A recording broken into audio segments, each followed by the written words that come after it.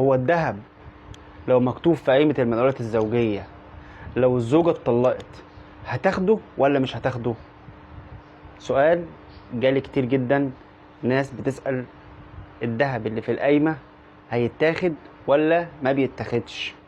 طيب خلينا متفقين ان وفقا لاخر حكم صادر من محكمة النقض اللي هي اعلى محكمة بيقول ان الذهب اللي في قايمة المنقولات ما بيتاخدش. يعني لو واحدة خدت او قررت ان هي تتطلق وبعد كده حبت ان هي تاخد حقوقها، فبتاخد الحاجة اللي موجودة في القايمة بس، اللي هي تلاجات، غسالات، بوتاجازات، اي حاجة تخص قائمة المنقولات او الجهاز بتاعها.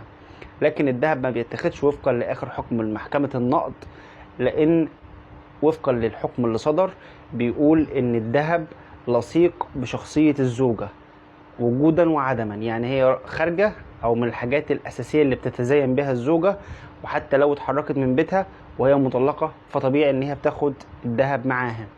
تمام. طيب لو احنا عايزين نضمن حق الزوجة في الذهب هنعمل ايه؟ ركزوا معايا عشان الموضوع ده مهم جدا.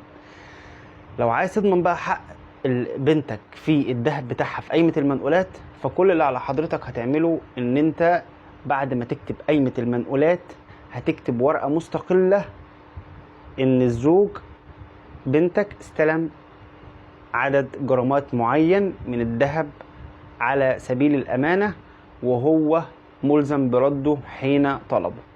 علشان يا جماعة قايمة المنقولات الزوجية اتعملت علشان حفظ الحاجات اللي هي الضروريات او الحاجات اللي هي الزوجة اشتريتها من فلوسها، زي الغسالة والبوتاجاز والتلاجة والحاجات بتاعت تجهيزات العفش او المنقولات الزوجية.